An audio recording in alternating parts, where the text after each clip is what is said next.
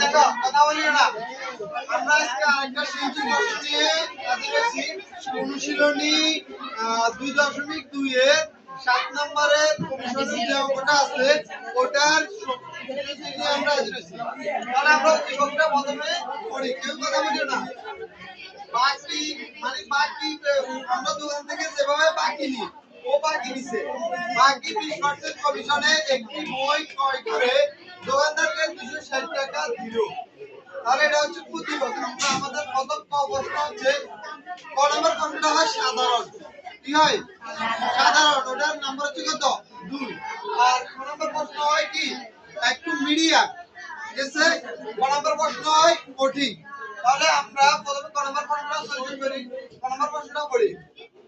যে সমস্ত 1/10% অনুপাত 1/10% কে অনুপাত ও দশমিক ভগ্নাংশে প্রকাশ করো। আমরা প্রথমে এটা সমস্তটা ভাঙবো। দেখো যে আছে কি ক নাম্বার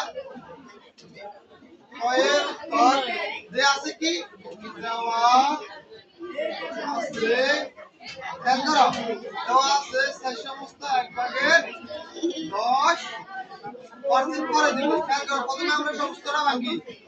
খেয়াল করো প্রথমে হরটা নিচে বসে সমস্ত যেটা আছে সমস্ত দিয়ে হরকে গুণ করে লবকে যোগ করব। তাহলে সমস্ত হর আছে 10 লব আছে যোগ 1 কেমন? খেয়াল করো নিচে তাহলে 10 4 10 এরকম 4 10 40 এর একে 41 কেমন? এবার আমরা এটাকে কি করব দশমিকে প্রকাশ করব। ভিডিওতে চলে এর কথা হচ্ছে 70 আছে পার্সেন্ট আছে। তাহলে আমরা পার্সেন্টটা করে ফেলি। পার্সেন্টটা করলে দেখো তাহলে 41/10 গুণ পার্সেন্ট মানে 1/100। খেয়াল করো তাহলে এখানে এটা গুণ করলে 41 গুণ 1 10 গুণ 100। তাহলে 41 রে 1 দিয়ে যদি আমরা গুণ করি 41 নিচে 10 দিয়ে আমরা 100 রে গুণ করলে এক একটা বসাই দাও। শূন্য আছে 3টা 1000 এটাই। তাহলে আমাদের এখানে ভগ্নাংশে প্রকাশ হয়ে গেছে। ভগ্নাংশে প্রকাশ হয়ে গেছে। তাহলে এটাকে যদি আমরা দশমিকে নিই তখন তা কি করব 41 কে আমরা কি করব 41 রে 41 কে 1000 দিয়ে ভাগ করব। কি করব? ভাগ করব। তাহলে দেখো আমরা এখানে যদি ভাগ করি 41 কে 1000 দিয়ে ভাগ। খেয়াল করো এখানে আমাদের 41 কে কি 1000 দিয়ে ভাগ করা যাবে? যেহেতু যাবে না আমরা প্রথমে একটু খালি জায়গা রাখি। এখানে একটা দশমিক দিব। তাহলে একটা কি দিব? দশমিক। এখানে একটা শূন্য দিব। সংখ্যা হচ্ছে কয়টা? 3টা। আমাদের 1000 এর সংখ্যা হচ্ছে 4টা। তাহলে যাবে না। দশমিক দিছি শূন্য একটা নিচে বলা আর একটা শূন্য নিয়ে এখানে আরেকটা শূন্য। তাহলে 4100 হচ্ছে। 4000 কত হচ্ছে? 100। তাহলে 4100 এর মধ্যে 1000 দেব 4 বার। কয়বার? 4 বার। তাহলে 4000 কেমন? কত?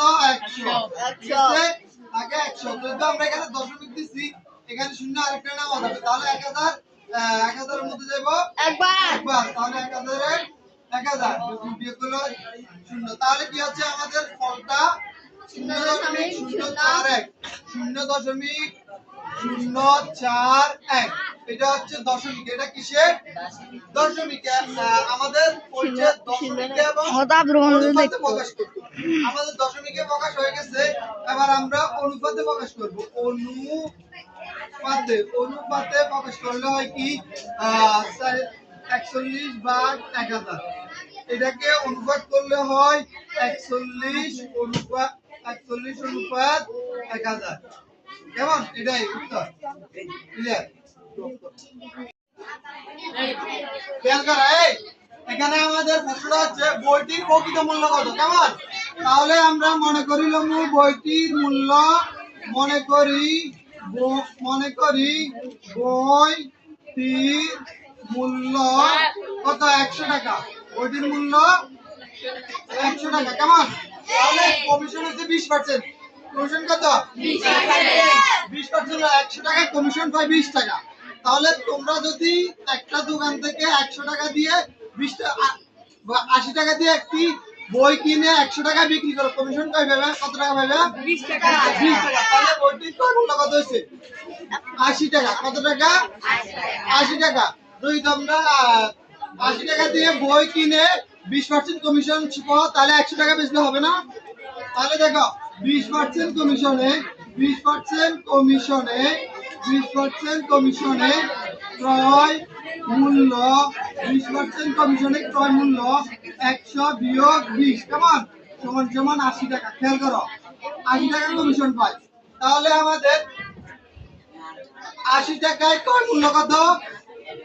80 টাকায় ক্রয় মূল্য কত? 100 টাকা। 80 টাকায় ক্রয় মূল্য 100 টাকা কেমন? 80 টাকার ক্রয় মূল্য কত টাকা? 100 টাকা। আমাদের বের করতে হবে 260 টাকায় ক্রয় মূল্য কত। খেয়াল করো, তাহলে সুতরাং 1 টাকায় ক্রয় মূল্য আরো দিয়া বেশি বেশি হইলে কম কম হলে ভাগ 100 ভাগ 80 100 ভাগ 80 টাকা। সুতরাং 260 টাকায় ক্রয় মূল্য 100 গুণ 260 ভাগ 80 কেমন? খেয়াল করো 80 রে যদি আমরা 20 দিয়ে কাটি 4 20 80, 100 রে কাটলে 5 20 100 কেমন?